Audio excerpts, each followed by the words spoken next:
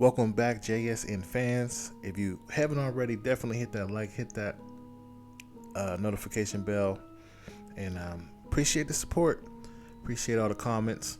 Now, I was talking to a friend of mine. Shout out to William Thomas from TNJ Radio, and we were discussing the Texas shooting, the school shooting that everybody is watching.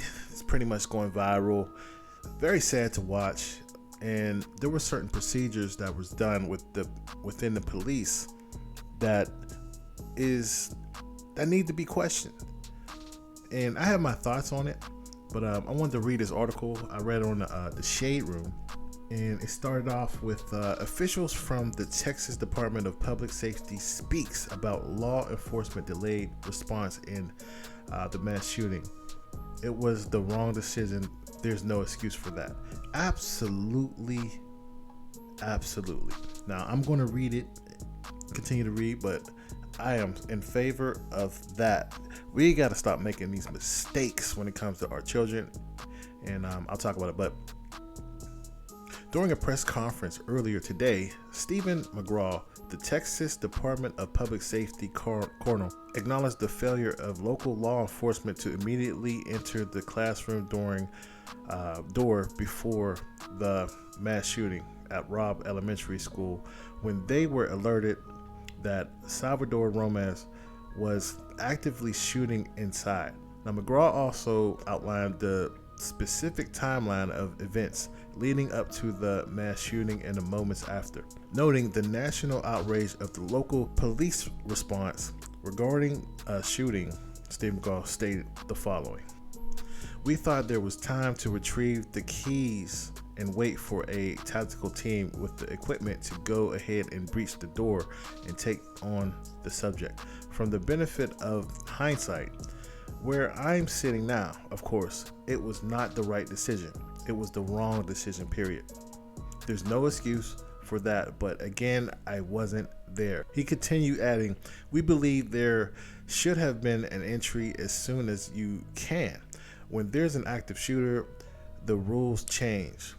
McGraw was hounded by angry parents who are holding the authorities responsible for not acting in time. Now, here's my take on it. First off, there's two reasons why a cop can shoot someone. The first is if someone else is in danger, which the school is in danger, and if he's in danger. Now, if he was in danger, what do? Or suspicion of danger, they go shoot somebody. We see this all the time with all these cops who walk up to a car and they appear to see a gun and they start shooting. They don't care who's around.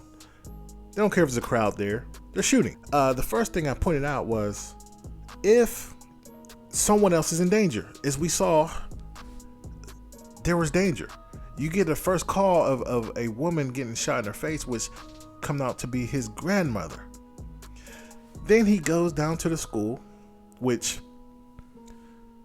the school was unlocked.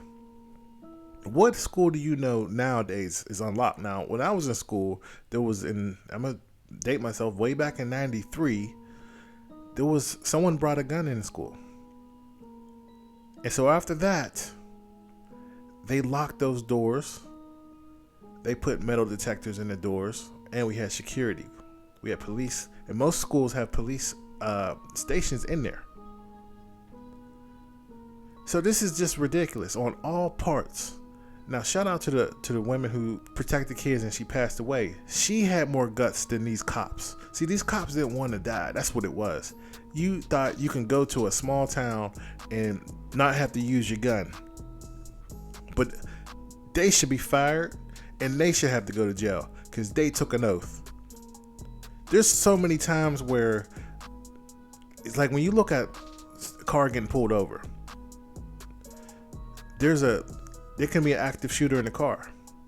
And their procedures, a lot of these departments are, you should wait for your backup. so they can hit each door and be at an angle so the driver can't see them in case they want to pull a gun out. But there's many times that a person will go by himself.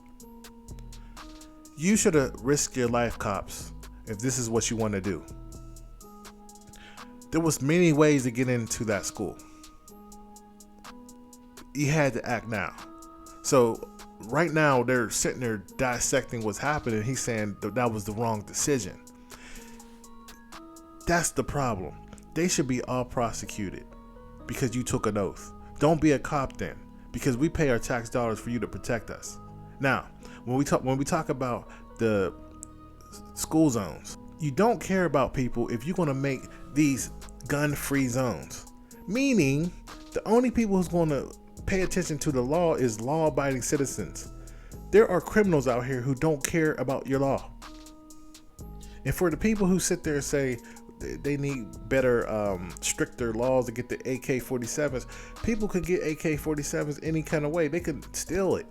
There's a lot of people who, when I was growing up, they had what you call fiend buggies, where they couldn't get a license because they was in jail or whatever. They had tickets, so they would date a woman who was a drug addict, and they would use their car for drugs. So what do you think will happen? All they have to do is get someone to get the gun for them and say it's stolen, and they can have an AK. It doesn't make sense. And quite frankly, the kid was 18 years old, so even if you did a background check on him, he didn't do anything. He wasn't a criminal. So he still could have got the gun. So what are we talking about here? This is what I suggest. We pay tax dollars.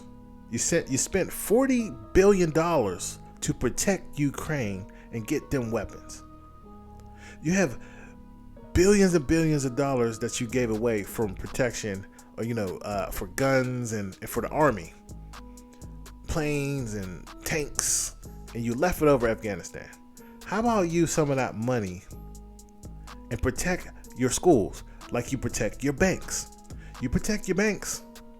You got machine guns there. You protect that money, don't you? You protect yourself. Everybody in government has security with snipers. So why don't you protect the kids, and why don't you protect the old people? Why does it feel like that the kids are unprotected and the elderly is unprotected? That's my take on it. What do you guys think about the police saying they made a mistake? People should be prosecuted, in my opinion. But what do you guys think? Leave a message below, and I'll see you on the next video.